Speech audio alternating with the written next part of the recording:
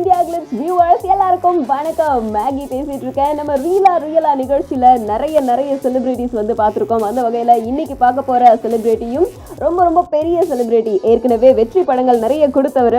அது மட்டும் இல்லாம ஏற்கனவே தன்னோட படத்துக்காக 6 தேசிய அவார்ட் வாங்கினவர். இப்போ தனுஷோட சேர்ந்து தயாரிச்சிருக்கிற படத்துக்கும் இன்னொரு தேசிய விருது கிடைச்சிருக்கு. அந்த செலிபிரிட்டி யாரு அப்படின்னு ஆல்மோஸ்ட் கண்டுபிடிச்சிருப்பீங்க. யாருன்னு பாத்துடலாமா? எஸ், அவர்தான் Vetrimaaran. Hello Vetrimaaran sir. Hello, சொல்லுங்க. காக்கா முட்டை திரைப்படம் சிறந்த குழந்தைகள் திரைப்படத்துக்கான பிரிவுல தேசிய விருது வாங்கியிருக்கு. ஸோ இந்த கதையை எப்படி தேர்வு செஞ்சீங்க? இந்த திரைப்படம் எப்படி ஆரம்பிச்சது அப்படிங்கறத கொஞ்சம் சொல்ல முடியுமா? ஏன்னா இந்த திரைப்படத்துக்காக நாங்க எல்லாரும் ரொம்ப ஆவலோட எதிர்பார்த்துட்டு இருக்கோம். ஸோ அதை பத்தி ஒரு சில விஷயங்கள் எங்க கூட ஷேர் பண்ணுங்க. இந்த ஸ்கிரிப்ட் வந்து மணிகண்டன் பிட்ச் பண்ணப்பவே வந்து ஒரு இன்டர்நேஷனலி அப்பீலிங் கண்டென்ட்டா இருக்கும் தான் நான் பார்த்தேன். ஃபர்ஸ்ட் டைம் நான் கேட்டப்பவே எனக்கு அப்படிதான் இருந்தது. அண்ட் அதுக்கேற்ற மாதிரியான பிளாட்ஃபார்ம் தான் நாங்கள் செட் பண்ணோம். லைக் இன்டர்நேஷனலி போது நான் என்னன்னா நமக்கும் லைக் தமிழ் ஆடியன்ஸுடைய சென்சிபிலிட்டிஸுக்கும் நான் தமிழ் ஆடியன்ஸுக்கான சென்சிபிலிட்டிஸோட இந்த படம் இருக்கு அப்படின்றத நான் ஃபீல் பண்ணேன். அண்ட் இந்த இந்த ஐடியா எனக்கு ரொம்ப எக்ஸைட்டிங்கா இருந்தது. டு பிகின் வித், நான் தான் மணிகண்டனை கூப்பிட்டு இந்த ஸ்கிரிப்ட் கேட்டேன். எனக்கு ஏதாவது ஸ்கிரிப்ட் இருந்தா சொல்லுங்க. அவருடைய ஒரு ஷார்ட் ஃபிலிம் பார்த்துருந்தேன், விண்டுன்னு ஒரு ஷார்ட் ஃபிலிம் பார்த்துருந்தேன். அவருடைய ஷார்ட் ஃபிலிம் எனக்கு பிடிச்சிருந்தது. ஸோ அப்போ நான் என்ன பண்ணேன், அவரை கூப்பிட்டு ஃபீச்சர் ஃபிலிம் ஸ்கிரிப்ட் ஏதாவது வச்சிருக்கீங்களா சொல்லுங்கன்னு சொல்லி கேட்டேன். அவர் 3 ஐடியாஸ் சொன்னாரு. எனக்கு இந்த ஐடியா ரொம்ப பிடிச்சிருந்தது. தென் அதை ஒர்க் பண்ணிட்டு இந்த இது சொன்னப்போ எனக்கு என்ன தோணுச்சுன்னா, இது வந்து அந்த ஐடியாலே அந்த ஒரு இது இருந்தது, நம்மளாலேயும் ஐடென்டிஃபை பண்ணிக்க முடியும். அதே நேரத்துல இன்டர்நேஷனலாவுமே இதுக்கு ஒரு ரெகக்னிஷன் இருக்கும். நான் தமிழ் ஸ்பீக்கிங் ஆடியன்ஸுக்கும் இந்த உணர்வு புரியும் அப்படின்னு இருந்தது. It has a universal appeal. அப்போ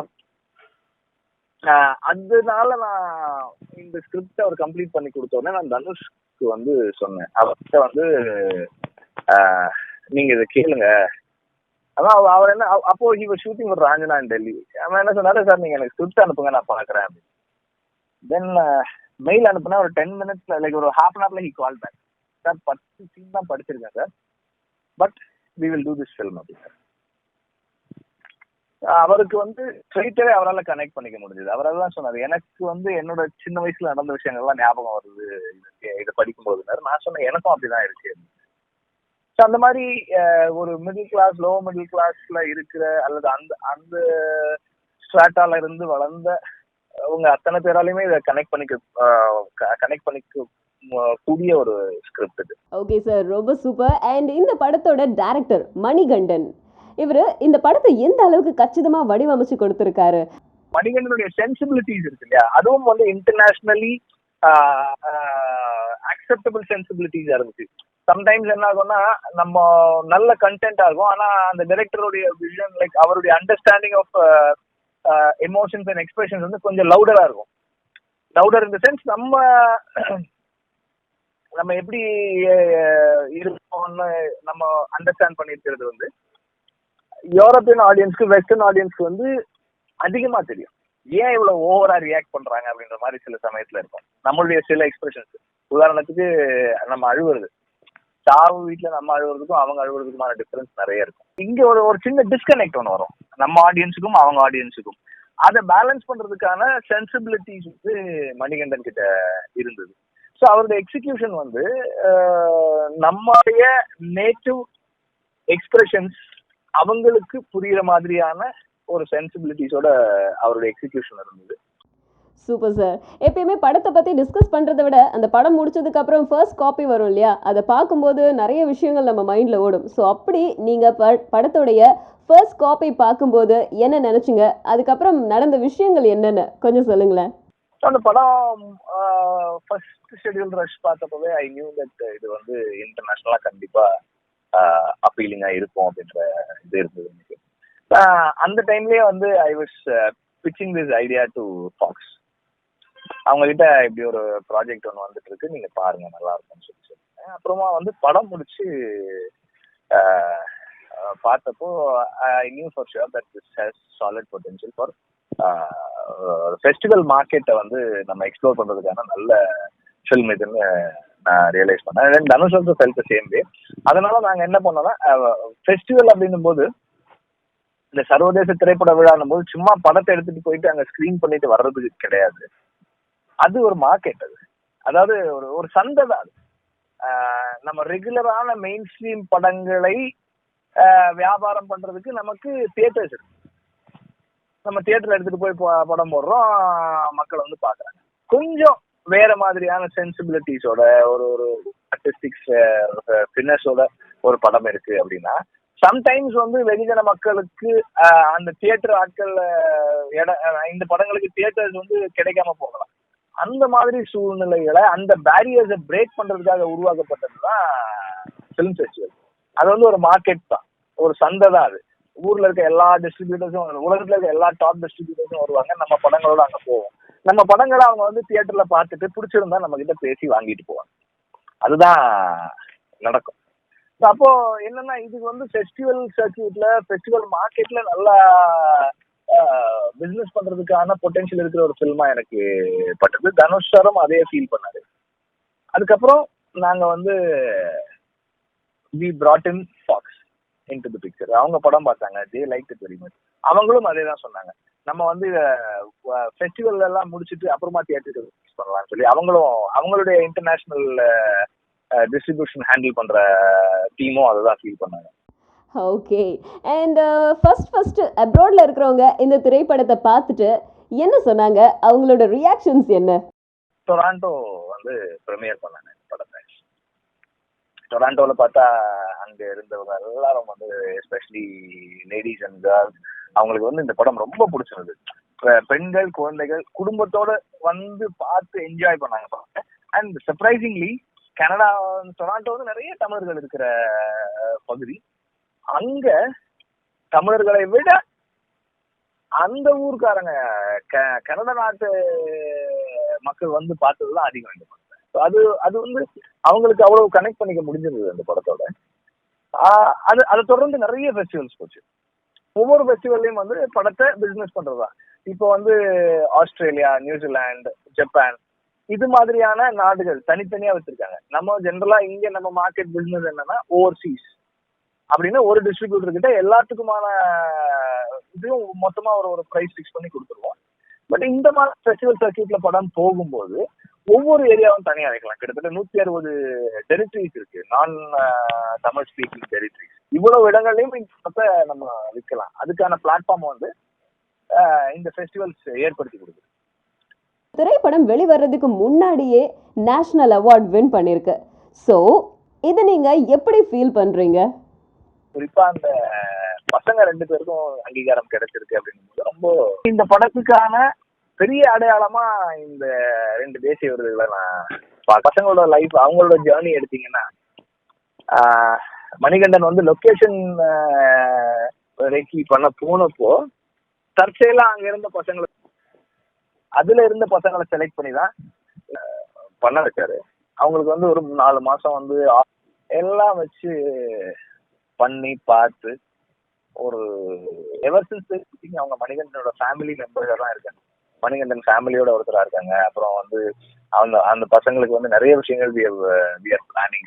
அவங்களுக்கு அவங்களோட லைஃபுக்கு இது பண்றதுக்கு நிறைய பிளான் பண்ணிட்டு இருக்கோம். அதெல்லாம் அந்த பசங்களுக்கு இந்த நேஷனல் அவார்ட் ஃபர்ஸ்ட் டைம் வந்தப்போ, அவங்களுக்கு சினிமான்னும் போது சின்ன பையன் ரமேஷ், இப்போ 6th படிக்கிறான்னு நினைக்கிறேன். அப்போ 4th படிச்சுட்டு இருந்தான்.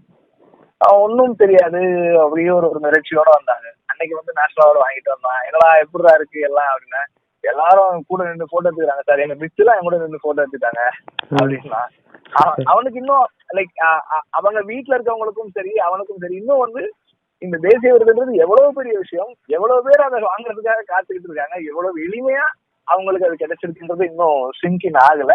அது இன்னும் கொஞ்சம் காலம் கழிச்சு தெரியும்னு நினைக்கிறேன். எவ்வளவு பெரிய விஷயத்த எவ்வளவு ஈஸியா அவங்க அச்சீவ் பண்ணிருக்காங்க அப்படின்றது ரொம்ப சந்தோஷமான விஷயம். இந்த படத்துக்கு வெகுஜனமா ரீதியான சக்சஸுக்கு இது பெருசா ஹெல்ப் பண்ணும். முன்னாடி ஒரு டைம் இருந்தது, அதாவது அவார்டு படம்னா பார்க்க மாட்டாங்க அப்படின்ற ஒரு டேபு எல்லாம் இருந்துச்சு.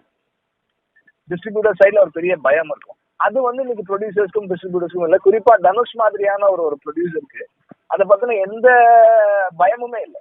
Super sir. உங்களுக்கும் தனுஷுக்கும் உள்ள நட்பு எப்படி அப்படின்னு எங்க எல்லாருக்குமே தெரியும். இந்த படத்துல ஒன் ஆஃப் த ப்ரொடியூசர் நம்ம தனுஷ்.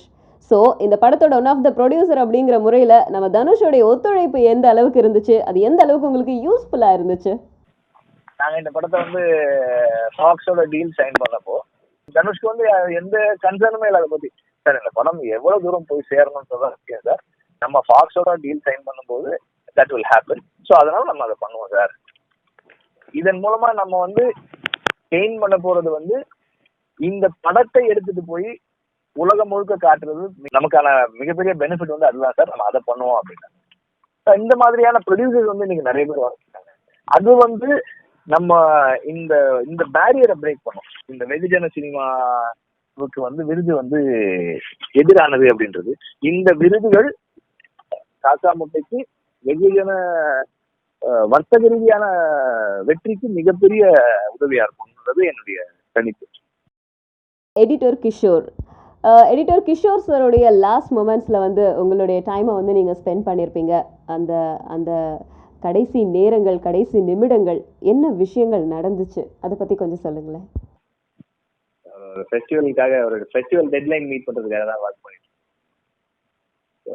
நாங்கள் வந்து நைட்டில் டப்பிங், மார்னிங் எடிட்டிங் இந்த மாதிரி ஒர்க் பண்ணிட்டு அப்போ இட் வாஸ் லைக் ரொம்ப பெருசாக ஒன்றும் தெரியலை. ஹாஸ்பிட்டல் எடுத்து போய் சேர்க்குற வரைக்கும் எங்களுக்கு ஒன்றும் தெரியல. சும்மா ஒரு லோ ப்ரெஷர் அல்லது சாப்பிடாம இருந்ததால சுகர் லெவல்ஸ் ட்ராப் ஆகிட்டா என்னன்னு தெரியாம தான் எடுத்துகிட்டு போயிட்டு ஹாஸ்பிட்டலில் சேர்த்தோம். சேர்த்ததுக்கு அப்புறம் தான் ஸ்ட்ரோக்குன்னாங்க. அங்கிருந்து எல்லாமே வந்து நமக்கு புரியாததா இருக்குது. நடந்த வேகம், விஷயங்கள் நடந்த வேகம். கண்டிப்பா சார். அது ஆக்சுவலி ரொம்ப ஒரு